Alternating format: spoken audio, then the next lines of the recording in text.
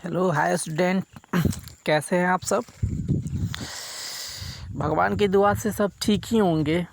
और मैं भगवान से दुआ करूंगा कि आप लोग अच्छे से रहें, सेफ रहें।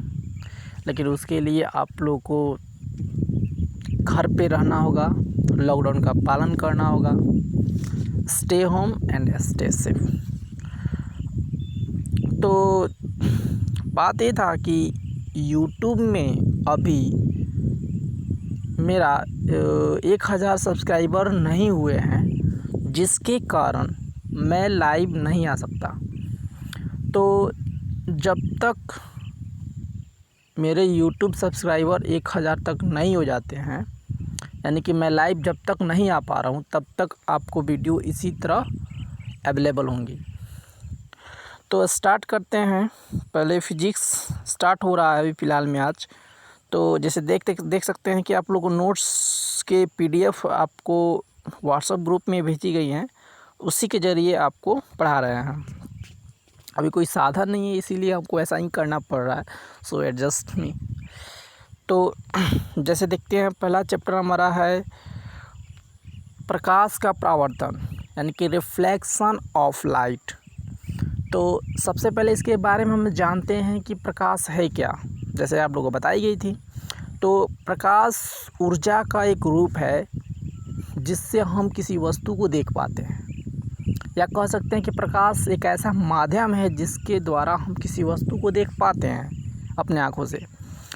तो हम बोल सकते हैं कि प्रकाश ऊर्जा का वह रूप है जो स्वयं अदृश्य होता है, लेकिन फिर भी हमें किसी वस्तु को देखने की संवेदना हमारे आँखों में उत्पन्न करता है। लेकिन इनके डिफिनेशन के लिए अलग अलग वैज्ञानिकों का अलग अलग मत था, अलग अलग की बातें थीं। जैसे कि पहले बारे में हम बता दें, जैसे कि न्यूटन के अनुसार उनका कहना था कि प्रकाश छोटे छोटे कण से बने होते हैं, ठीक है, और यह सीधी रेखा में गमन करते हैं, और सही भी था।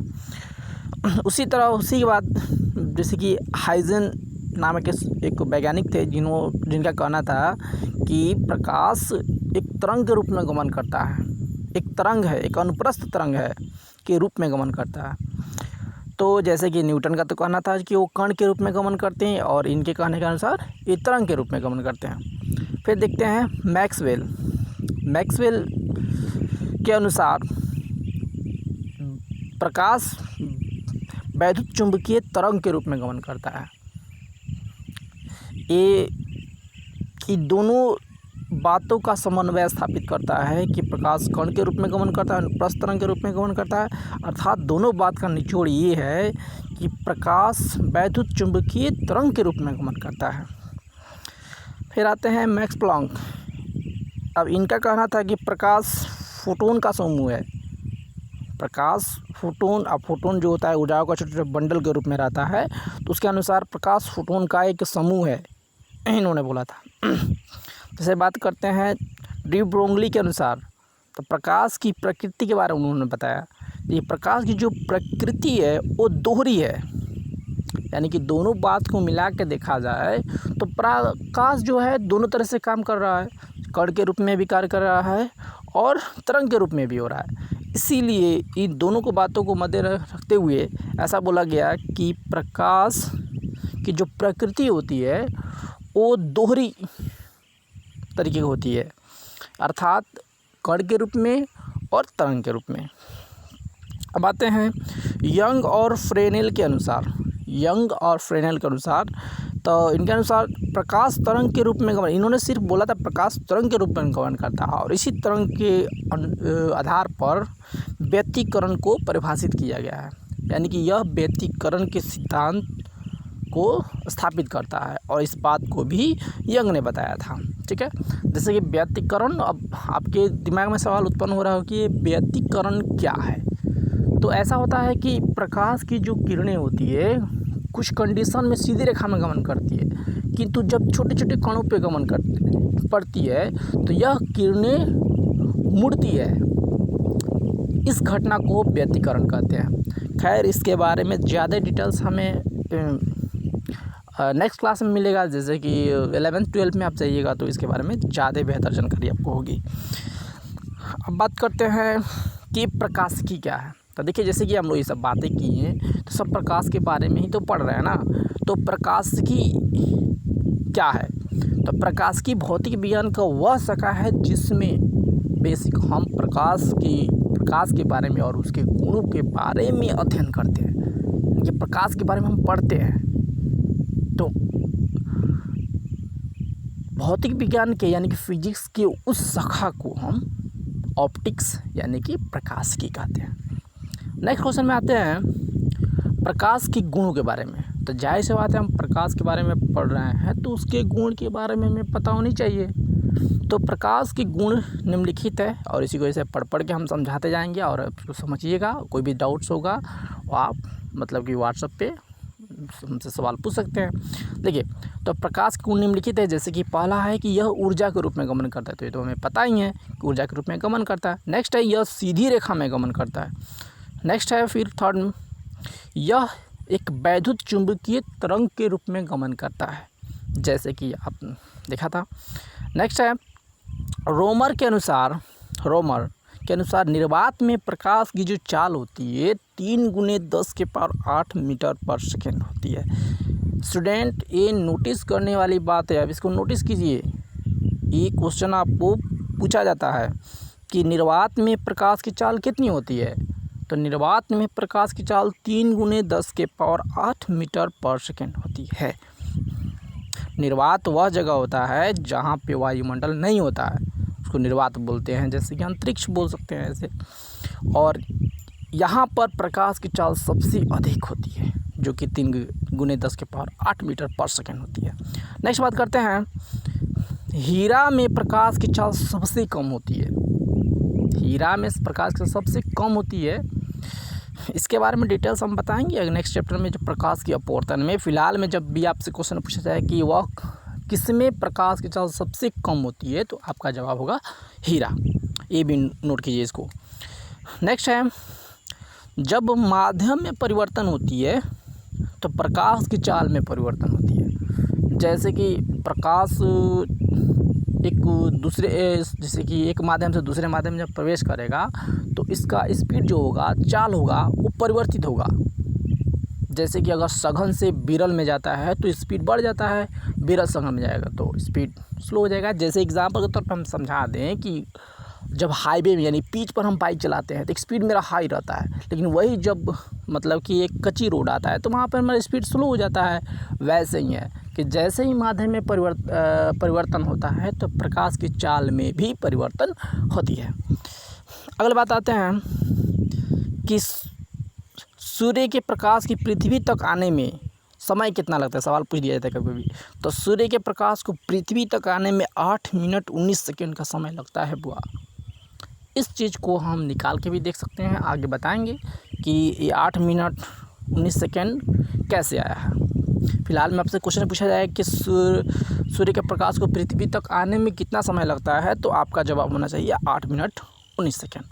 नेक्स्ट है, अब चंद्रमा के प्रकाश को पृथ्वी तक आने में कितना समय लगता है। तो जैसे कि चंद्रमा का तो अपना खुद प्रकाश होता नहीं है, वो सूर्य के प्रकाश से ही चमकता है, ठीक है। तो वही जो प्रवर्तित प्रकाश होता है उसको आने में, पृथ्वी तक आने में कितना समय लगता है, तो वो लगता है वो 1.28 सेकेंड का समय लगता है हमारे पृथ्वी तक आने में चंद्रमा का प्रकाश। नेक्स्ट बात करते हैं, नेक्स्ट क्वेश्चन अगला है कि प्रकाश स्रोत क्या है। प्रकाश स्रोत क्या है? तो प्रकाश उत्सर्जित करने वाली वस्तुओं को हम प्रकाश स्रोत कहते हैं। जो वस्तु क्या करेगा, प्रकाश को उत्सर्जित करेगा, उस तरह के पदार्थ को हम बोलते हैं प्रकाश स्रोत। जैसे कि सूर्य है, सूर्य से प्रकाश निकलता है ना, स्रोत है हमारा सूर्य प्रकाश के लिए। उस तरह बल्ब है, वो भी हमारा प्रकाश का स्रोत है। बल्ब जलेगा तो वहाँ से प्रकाश निकलेगा। लालटेन, दिया, मोमबत्ती, टॉर्च, जुगनू एक ऐसा जीव होता है जिसमें खुद का प्रकाश होता है, इत्यादि। अगला क्वेश्चन है, प्रकाश उत्सर्जन के आधार पर वस्तुएं कितने प्रकार के होते हैं। तो प्रकाश उत्सर्जन के आधार पर वस्तु को 2 प्रकार में बांटा जा सकता है। पहला है प्रदीप्त वस्तुएं, दूसरा अप्रदीप्त वस्तुएं। अप्रदीप्त वस्तुएं क्या हैं? देखिए, तो प्रदीप्त वस्तुएं वह वस्तुएं होती है जो स्वयं प्रकाश उत्सर्जित करती है, उसे प्रदीप्त वस्तुएं कहते हैं। जैसे कि सूर्य, जलता हुआ बल्ब, जलती हुई मोमबत्ती। और अप्रदीप्त वस्तुएं वह वस्तु होती है जो स्वयं प्रकाश उत्सर्जित नहीं करती है, उससे अप्रदीप्त वस्तुएं कहते हैं। जैसे हो गया लकड़ी हो गया, कुर्सी हो गया, किताब हो गया, चंद्रमा हो गया इत्यादि। अब आपको थोड़ा सा डाउट लग रहा होगा कि प्रकाश स्रोत और प्रदीप्त वस्तुएं का डेफिनेशन तो सेम हो गया। तो ऐसा नहीं है बुआ। प्रकाश स्रोत जिससे प्रकाश निकलता है, जैसे कि सूर्य, बल्ब, लालटेन, ठीक है, ये प्रकाश स्रोत है। लेकिन प्रदीप्त वस्तुएं जिसमें प्रकाश अभी निकल रहा है, जैसे प्रकाश स्रोत बल्ब है, बल्ब से प्रकाश निकलता है, लेकिन अगर वो नहीं जले तो प्रकाश निकलेगा क्या? नहीं निकलेगा। तो प्रदीप्त वस्तुएं वह होता है जो उसमें अभी फ़िलहाल में वो काम हो रहा है, जैसे कि जलता हुआ बल्ब, जलती हुई मोमबत्ती, ऐसे करके, तो वो प्रदीप्त वस्तुएं है। नेक्स्ट बात करते हैं, प्रकाश के गमन के आधार पर वस्तुएं कितने प्रकार के होते हैं? तो प्रकाश के गमन के आधार पर वस्तुओं को 3 वर्गों में बांटा गया है। जैसे पहला हो गया पारदर्शी वस्तुएं, अपारदर्शी वस्तुएं और प्रभासी वस्तुएं। अब है पारदर्शी वस्तुएं क्या हैं? तो पारदर्शी वस्तुएं वह वस्तुएं होती हैं जिससे होकर प्रकाश किरणें आर पार हो जाती है। जैसे कि आपने देखा होगा कि कांच से प्रकाश आर पार हो जाता है, हवा से, पानी से, तभी तो उसके अंदर की वस्तुएं हम देख पाते हैं, वरना नहीं देख पाते। तो ये सब पारदर्शी वस्तुएं हैं। अगला है अपारदर्शी वस्तुएं क्या हैं? तो वह वस्तुएं जिससे होकर प्रकाश की किरणें आर पार नहीं होती है, उससे अपारदर्शी वस्तुएं कहते हैं। जैसे कि ईंट, पत्थर, लोहा, लकड़ी। देखेंगे कि ईंट के बाद वाले कोई भी चीज़ अगर वस्तु छोटा सा रखा जाए तो वो दिखाई नहीं देता है, क्योंकि वो अपारदर्शी वस्तु है, उससे किरणें आर पार नहीं हो सकती है। तो ये अपारदर्शी वस्तुएं हैं। अब बात करते हैं प्रभासी वस्तुएं क्या हैं? तब प्रभासी वस्तुएं वह वस्तुएं होती हैं जिससे होकर प्रकाश की कुछ किरणें पार कर जाती है, कुछ किरणें नहीं पार कर पाती है। जैसे बोल सकते हैं कि प्रकाश की किरणें आंशिक रूप से पार करती है, उससे प्रभासी वस्तुएं कहती हैं। जैसे हम बोल सकते हैं इसको घिसा हुआ कांच, तेल लगा हुआ कागज, दूध, रक्त इत्यादि। नेक्स्ट क्वेश्चन है प्रकाश की किरण क्या है? तो प्रकाश जो होती है छोटे छोटे रेखाओं के रूप में गमन करती है। तब प्रकाश अनंत सरल रेखाओं के रूप में गमन करती है। इन्हीं रेखा को हम बोलते हैं प्रकाश की किरण। प्रकाश किरण जैसे कि आपको चित्र में दिखाया गया है। नेक्स्ट है प्रकाश पुंज क्या है? प्रकाश पुंज क्या है? तो प्रकाश के किरणों के समूह को प्रकाश पुंज कहते हैं। पुंज का मतलब ही समूह होता है, तो किरणों के समूह को किरण पुंज कहेंगे। तो आपका ये किरण पुंज हो गया, जैसे चित्र में दिखाया गया, देख सकते हैं। नेक्स्ट है किरण पुंज कितने प्रकार के होते हैं? तो किरण पुंज को 3 वर्गों में बांटा गया है। जैसे कि अपसारी किरण पुंज, समानांतर किरण पुंज, अभिसारी किरण पुंज, ठीक है। तो अब क्या है कि अपसारी किरण पुंज क्या है? अपसारी किरण पुंज, तो देखिए, तो वैसा किरण पुंज जिसमें किरणें एक बिंदु स्रोत से निकलेगा और फैल जाएगा, उसको बोलते हैं अपसारी किरण पुंज। जैसे उत्तल दर्पण हो गया, अवतल लेंस, ये सभी अपसारी किरण पुंज की भांति कार्य करते हैं। इसमें एक बिंदु से प्रकाश किरणें आती है और पूरा फैल जाती है, तो ये अपसारी। अपसारी का मतलब होता है फैलाना। नेक्स्ट है समानांतर किरण पुंज। तो वैसा किरण पुंज जिसमें ये सभी किरणें हैं, ये समानांतर रेखा में गमन करती है। नाम से ही पता चल रहा है समानांतर किरण पुंज, इसमें सभी किरणें समानांतर के रेखाओं के रूप में गमन करेंगी, उससे समानांतर किरण पुंज कहते हैं। और ये समानांतर किरण पुंज हम समतल दर्पण, अवतल दर्पण द्वारा प्राप्त कर सकते हैं। नेक्स्ट क्वेश्चन है अभिसारी किरण पुंज क्या है? अभिसारी किरण पुंज क्या है?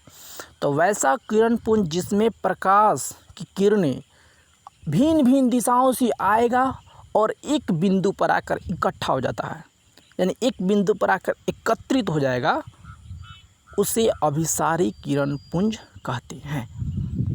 जैसे अब ये अभिसारी किरण पुंज जैसे कि आपको उत्तर लेंस में मिल जाता है। जैसे आगे लेंस के बारे में बताएंगे तो उसमें पता चल जाएगा आपको, फोकस में आकर अपसरित हो जाता है, तो वैसे करके। नेक्स्ट क्वेश्चन है प्रकाश का परावर्तन क्या है। अब हमारा चैप्टर का इम्पोर्टेंट टॉपिक आया कि प्रकाश का परावर्तन क्या है। हमारा चैप्टर ही तो था प्रकाश का परावर्तन, तो सब बेसिक नॉलेज था, बेसिक हम जान गए। उसके बाद प्रकाश का परावर्तन क्या है। तो देखिए, जब प्रकाश किसी वस्तु से टकराकर पुनः उसी माध्यम में लौट जाती है तो इस घटना को हम प्रकाश का परावर्तन कहते हैं। जैसे आप नोटिस किए होंगे कि जब एक टॉर्च लीजिए और एक जो आईना है दर्पण, उसमें अगर टॉर्च जलाएंगे तो प्रकाश की सीधा रिटर्न हो जाती है, लौट जाती है, तो उसी को बोलते हैं प्रकाश का, इस घटना को प्रकाश का परावर्तन कहते हैं। परावर्तन का मतलब ये होता है लौट जाना। तब प्रकाश की किरणें उस पे पड़ेगी, फिर वहाँ से लौट आएगी। इस घटना को हम बोलते हैं प्रकाश का परावर्तन। और बहुत दिलचस्प की बात यह है कि हम किसी वस्तु को प्रकाश के परावर्तन के फलस्वरूप ही देख पाते हैं। जिस वस्तु को हमें देखना रहता है, सबसे पहले प्रकाश की किरणें उस वस्तु पे पड़ती है और उस वस्तु पर पड़ने के बाद परावर्तित होती है और हमारे आँख तक पहुंचती है, तब वो वस्तु हमें दिखाई पड़ती है। नेक्स्ट क्वेश्चन है प्रकाश के परावर्तन के नियम को लिखे। Is very very important. आप इसको इम्पोर्टेंट से भी देखिए, इसमें VBI लिखा भी है, तो ऐसे करके आपको नेक्स्ट। तो प्रकाश के परावर्तन के 2 नियम होते हैं। पहला नियम, आपतन कोण और परावर्तन कोण दोनों आपस में बराबर होते हैं, I=R। अब ये I और R क्या है, तो आपतित किरण ये सब क्या है, तो आपको देखिए बताया जाता है। देखिए आपको चित्र में दिखाया गया है कि इधर से किरणें A से O की तरफ आई है, ठीक है, और आने के बाद ये दर्पण पर टकराकर फिर B दिशा में चली गई है। तो जो किरणें आई उसको बोलते हैं आपतित किरण, और जो किरणें लौट के गई उसको बोलते हैं परावर्तित किरण। और जिस बिंदु पर आकर ये मिली, इस बिंदु पर, इसको बोलते हैं हम आपतन बिंदु। आपतन बिंदु। और इस आपतन बिंदु पर जो लंब ऊपर की ओर खींचा गया है ON, वो है अभिलंब, उसको अभिलंब बोलते हैं। और देखिए ये आपतित किरण और अभिलंब के बीच में कोण बनाया गया है, जिसको हम I से डिनोट किए हैं, इसको बोलते हैं हम आपतन कोण। और इधर जो बनाया गया है उसको बोलते हैं परावर्तन कोण। नेक्स्ट बात आते हैं, नेक्स्ट है कि अब प्रकाश से के परावर्तन से जो संबंधित जो कुछ बातें हैं इसमें टॉपिक पर दी गई है। तो देखिए देखते हैं हम लोग प्रकाश के परावर्तन से रिलेटेड कुछ प्रमुख पद। तो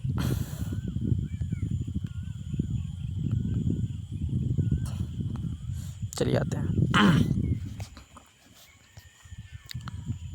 जैसे यहाँ पे चित्र में दर्शाया गया है उसी के हिसाब से हम बताते हैं। चित्र में देखिए और ये सभी चीज़ें आपको समझ में आती जाएंगी। तो पहला है परावर्तक सतह। तो जैसे देखिए यहाँ पे एक दर्पण बनाया गया है, फिगर में दर्पण बनाया गया है नीचे की तरफ, ये दर्पण बनाया गया नीचे की तरफ ऐसे बनाया गया है। तो उस पर देखिए, तो जिस सतह पर प्रकाश की किरणें का परावर्तन होता है उस सतह को हम प्रकाश का परावर्तक सतह कहते हैं। और आपतित किरण, तो आपतित किरण क्या है, तो परावर्तक सतह पर पड़ने वाले जो किरणें आकर इस सतह पर पड़ रही है उसको आपतित किरण कहते हैं। और जो किरण इस पे पड़ने के बाद लौट गई है जो किरणें रिटर्न हो गई है, उसे परावर्तित किरण कहते हैं। और आपतित किरण जिस बिंदु पर आकर वो टकराई है उसको बोलते हैं हम आपतन बिंदु। और आपतन बिंदु पर जो लंब खींचा गया है उसे आपतन बिंदु पर जो लंब खींचा गया है उसको अभिलंब बोलते हैं। और आपतन कोण जो है वो आपतित किरण और अभिलंब के बीच जो कोण बना है I, उसको बोलते हैं हम आपतन कोण। और परावर्तित किरण और अभिलंब के बीच जो कोण बना हुआ है जिसको हम R से डिनोट किए हैं वो है परावर्तन कोण। नेक्स्ट आते हैं कि प्रकाश के परावर्तन कितने प्रकार के होते हैं। प्रकाश के परावर्तन कितने तरह से हो सकते हैं, तो प्रकाश के परावर्तन 2 तरह से हो सकते हैं, 2 प्रकार से होते रहते हैं। पहला है नियमित परावर्तन और नेक्स्ट है अनियमित परावर्तन। अब नियमित परावर्तन क्या है, तो देखिए जैसे कि यहाँ पे बनाया गया है कि एक ऐसा सतह जो एकदम बिल्कुल समतल है, जैसे कि समतल दर्पण कह सकते हैं, या बिल्कुल समतल है, तो वैसा परावर्तन जिसमें किरणें समानांतर तरीके से आएंगी, जैसे किरणें समानांतर तरीके से यहाँ से आएंगी ऐसे समानांतर, और इधर से जो परावर्तित जो किरणें होंगी वो भी समानांतर होंगी, तो इसको बोलते हैं हम लोग नियमित परावर्तन। और यह नियमित परावर्तन तब होती है जब ये जो सतह होती है वो पूरा नियमित होती है, पूरा समतल होती है, तो वहाँ पे ही नियमित परावर्तन होता है। जैसे कि दर्पण देख सकते हैं, समतल दर्पण, उस हिसाब से। और इस तरह सतह को हम बोलते हैं नियमित परावर्तक सतह।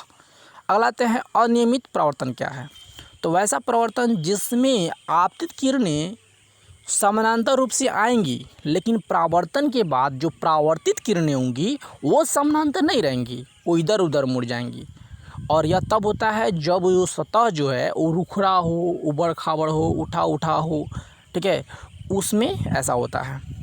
तो इस तरह का परावर्तन को हम अनियमित परावर्तन कहते हैं, और इस प्रकार के सतह को हम अनियमित सतह कहते हैं। आइए नेक्स्ट बात आते हैं, इसको क्लियर करें। हाँ नेक्स्ट, दर्पण क्या है। जैसे कि अब पूरी चीज़ें हम बात पढ़ ही रहे थे दर्पण के बारे में, तो अगले आ गया दर्पण क्या है। तो दर्पण चमकीला एक पदार्थ होता है, या चमकीला एक परावर्तक सतह है, ठीक है, जो प्रकाश के परावर्तन के नियम का पालन करता है, ठीक है।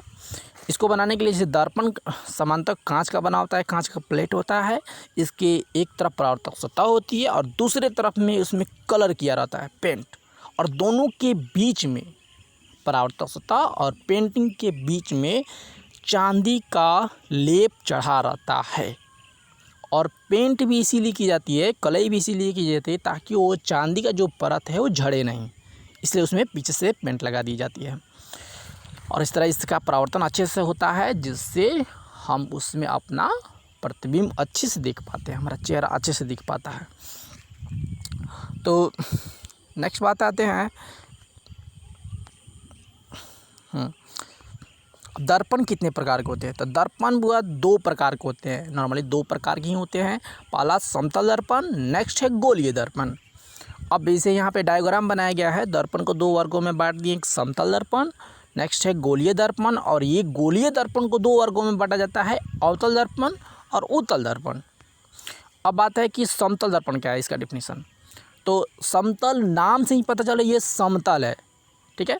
तो वैसा दर्पण जिसका परावर्तक सतह चिकना या सपाट होता है, ठीक है, उसे समतल दर्पण कहते हैं। जैसे फर्श देखे हैं ना, एकदम पूरा चिकना रहेगा, एकदम इधर उधर बिल्कुल नहीं रहेगा, जैसे नीचे का जो प्लास्टर होता है, फर्श होता है, एकदम पूरा प्लेन रहता है, वैसे करके उसको समतल दर्पण कहते हैं। नेक्स्ट है गोलीय दर्पण क्या है। गोलीय दर्पण तो वैसा दर्पण जिसका परावर्तक सतह गोलीय हो, उसको बोलते हैं, या गोला के एक भाग हो, उसको बोलते हैं हम गोलीय दर्पण। जैसे एग्जांपल के तौर पे बता सकते हैं कि चम्मच देखे होंगे आप, करछुल देखे होंगे, एकदम पूरा गोला रहता है, वैसे करके रहता है, उसको बोलते हैं गोलीय दर्पण, ठीक है, जैसे कि आपको चित्र में दिखाया गया है। अब गोलीय दर्पण कितने प्रकार के हैं, तो आपको वहाँ पे डायग्राम में दिखाया गया है कि गोलीय दर्पण दो प्रकार के होते हैं, पहला अवतल दर्पण, दूसरा उत्तल दर्पण।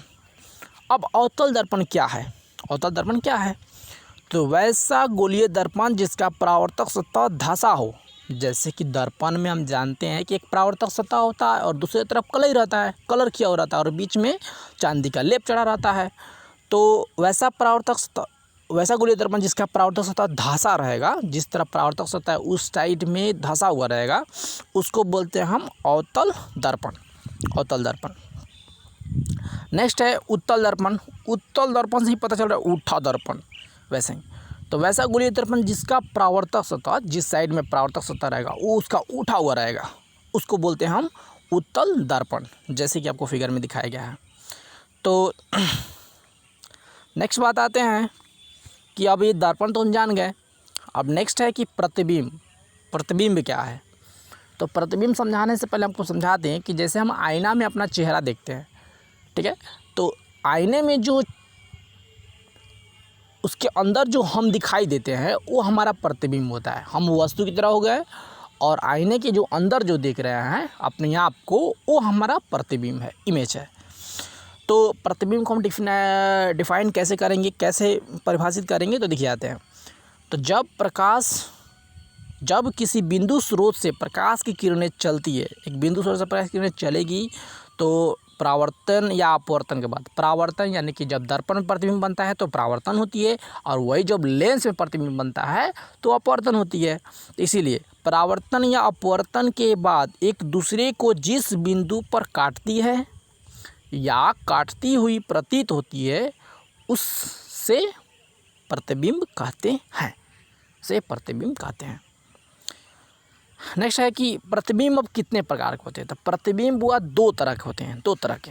एक तो वास्तविक प्रतिबिंब बनता है जिसमें किरणें काट देगी, जैसे कि यहाँ पे प्रतिबिंब का डिफिनीशन देखे हैं कि एक दूसरे के किरणों का एक बिंदु पर काटती है तो वास्तविक प्रतिबिंब, काटती हुई प्रतीत होती है तो काल्पनिक प्रतिबिंब।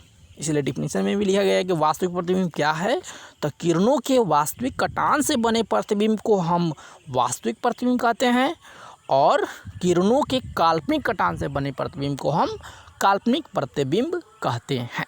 ठीक है, तो आज के क्लास यही तक, और इतना आप कंप्लीट कीजिए। कोई दिक्कत होता है तो आप हमें व्हाट्सएप पे मैसेज कीजिए, कोई दिक्कत है तो पूरा प्रॉब्लम सॉल्व करने की पूरी कोशिश की जाएगी। और नेक्स्ट क्लास कल स्टार्ट होगी, और कैसे कैसे क्या होगा उसका रूटीन हम बताएंगे, देंगे, व्हाट्सएप पे मैसेज करेंगे।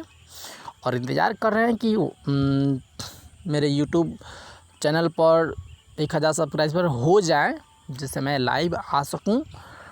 अपने दोस्तों को और भी अपने गांव वाले बच्चों को भी बोले हैं, सब्सक्राइबर लगातार धीरे धीरे बढ़ेंगे, और हमको आशा है कि सब्सक्राइबर बढ़ जाए कुछ दिनों के बाद और मैं लाइव आ सकूं। सो थैंक्स फॉर वाचिंग, और तैयारी कीजिए और अपना ध्यान दीजिए। Take care.